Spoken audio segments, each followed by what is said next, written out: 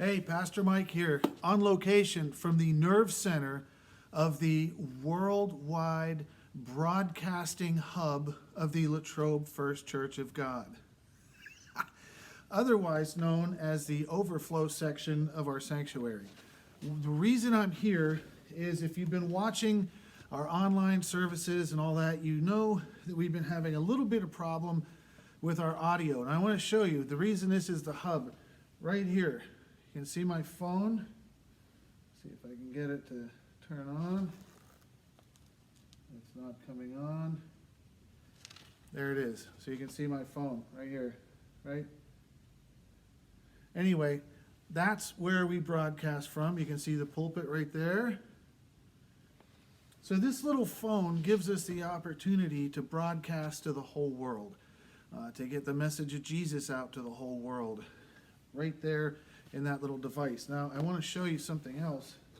You see this thing right here. This is the iRig HD2.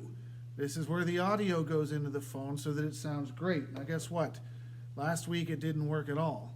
Then I found out it wasn't my fault. There's an issue with iRig and Facebook Live and the audio not getting into the phone. So, what is the point of all this? Well, it was kind of quiet. It was silent. It made me feel uncomfortable. And I was reading this devotion from this book called The Sacred Echo by Margaret Feinberg. And she says, God, how do we respond when all we hear is silence? While many sounds can hurt our ears, I think silence is the most painful because it can hurt our hearts. In the silence, we are tempted to fill in the blanks in our life, our future, and our relationship with God. And that's dangerous. In the silence, we are tempted to doubt and fear, and worst of all, we may resort to the godlessness that sprouts from trying to make things happen on our own. Meanwhile, we are prone to make agreements that are not founded in truth. Thoughts like God is not good, God is not trustworthy, God does not care. Those things sink into our souls like a barbed hook. They don't leave easily. So I wanted to talk about silence briefly and that idea, where is God? Is he answering me? Does he hear me? All of that kind of stuff. Well, there's a great passage in the book of Daniel. Yes, the book of Daniel. It says, King Nebuchadnezzar was in a furious rage, and he commanded that Shadrach, Meshach, and Abednego be brought. So they brought these men before the king. Nebuchadnezzar answered and said to them, Is it true, O Shadrach, Meshach, and Abednego, that you do not serve my gods or worship the golden image that I have set up?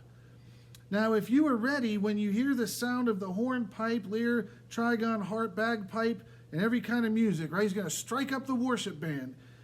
If you are to fall down and worship the image that I have made, well and good. But if you do not worship, you shall immediately be cast into a burning, fiery furnace. And who is the God who will deliver you out of my hands?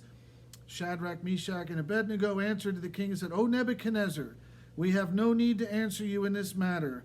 If this be so, our God whom we serve is able to deliver us from the burning fiery furnace, and he will deliver us out of your hand, O king. Now this is the most important part. They say, but if not, be it known to you, O king, that we will not serve your gods or worship the golden image that you have set up. What's the point of all this? If we're praying, if we're wondering when things are going to come to an end and we don't hear from God, the temptation is to think God doesn't care or he doesn't hear. He absolutely cares. He absolutely hears. And can we, like Shadrach, Meshach, and Abednego, say, my God can save. He will save me out of this. But even if he does not, we will still worship God Almighty. We will still follow Jesus, even if the whole world turns away.